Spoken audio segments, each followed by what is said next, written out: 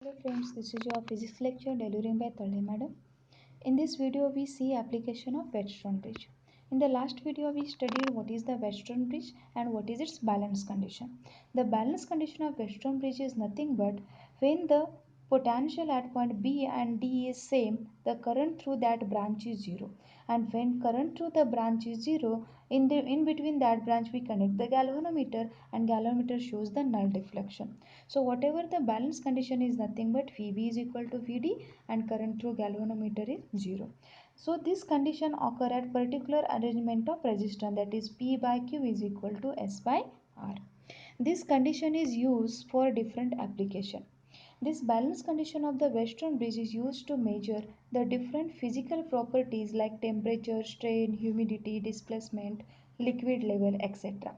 To measure all these different physical properties, we use the Wheatstone amplifier circuit. Okay.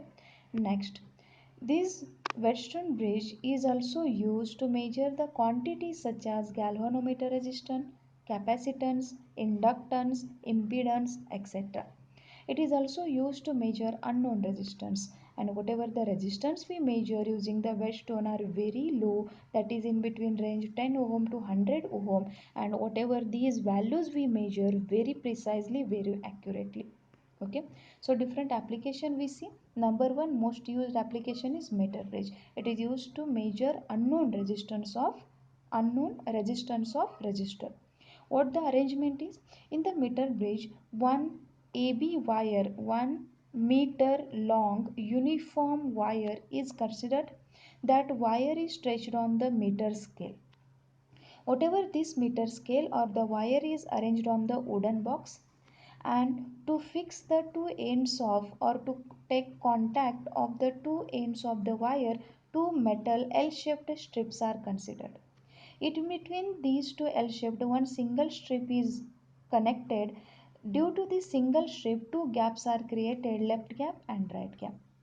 So whatever the resistance, whose unknown resistance we have to measure, that resistor is connected in the left gap and known resistance box is placed in the right gap.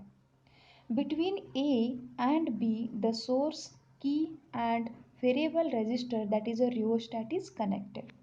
And in between or at the center of the single strip, one galvanometer is connected and other end of galvanometer a jockey is connected. Using the jockey we can see or we can create a temporary contact on the wire AB. Okay, and when the jockey is tapped on the wire AB, the current flow through this galvanometer, and from this we can see the balance condition. Okay, what is the procedure? First, select the particular value of resistance from the resistance box. Now close the key so that current will start flowing through the circuit. Okay, now whatever the galvanometer connected by the jockey, start jockey tapping on the wire AB. When the jockey is tapped on the wire AB, we find certain point, the point D, such that the current through the galvanometer is zero. That means galvanometer shows the null deflection. The point on the wire AB where the galvanometer shows the null deflection, that point is called as a balance point or the null point. Using the balance condition of the Wheatstone bridge, we can measure the unknown resistance of X. For that, consider the wire length AD as Lx, wire length DB as Lr, resistance of AD is RAD, resistance of DB is RBD.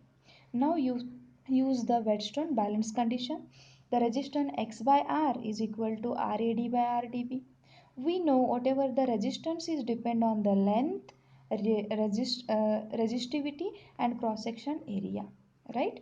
So take the ratio or place in place of RAD RDB as rho LAD by A and rho LDB by A. We know rho is the resistivity of material and the material is same, so resistivity is same. A is the cross sectional area and cross sectional area is same, uniform.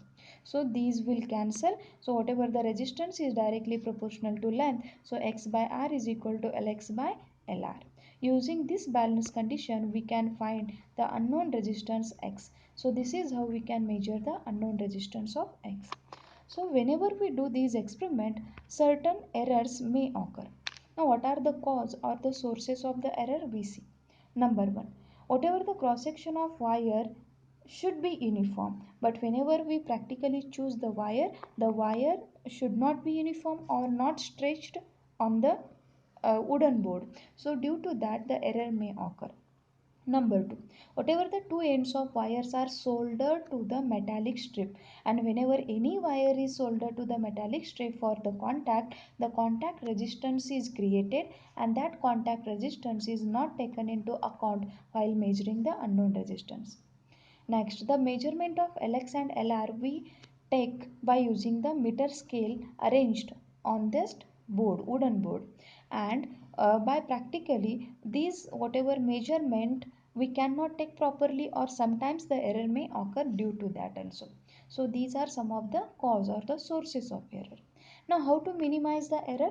Number 1, now, to minimize the error, we have to select or adjust the value of R so that the null point, balance point is obtained to middle one third of wire. Okay, in between 34 centimeter to 64 centimeter, that D point should be obtained, so that percentage error in the measurement of Lx and Lr are minimized and nearly same. Number 2, whenever we do the experiment, we repeat the experiment by interchanging the value of known resistance X and known resistance box R. Okay, now interchange. Take the unknown resistance on the right gap and known resistance on the left gap and repeat the procedure.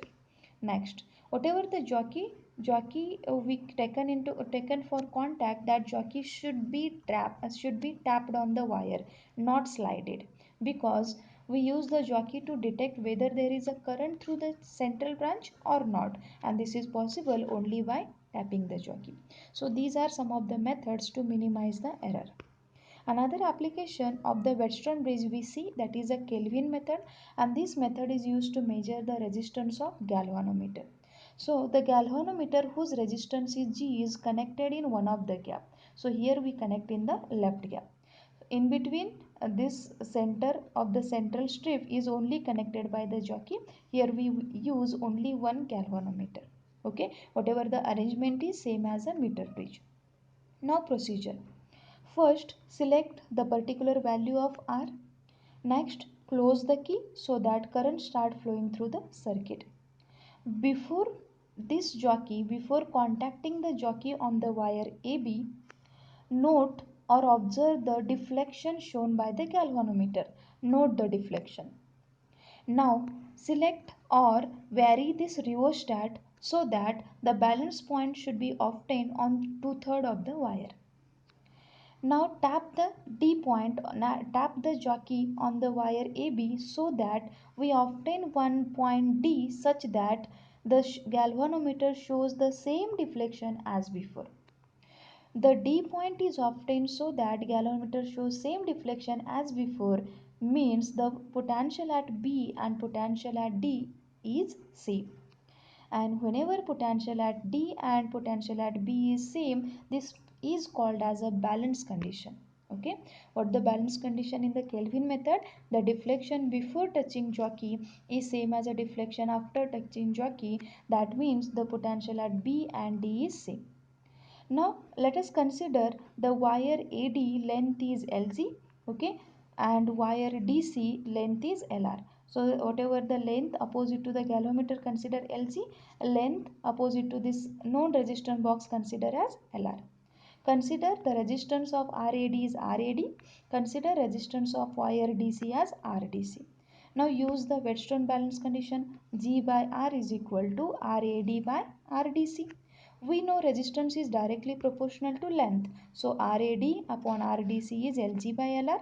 Put this value, G by R is equal to LG by LR, right? Now G by R is equal to LG upon what the LR is, as total AC wire is of 1 meter, means it is of 100 centimeter. AD is LG, what the remaining is 100 minus LR.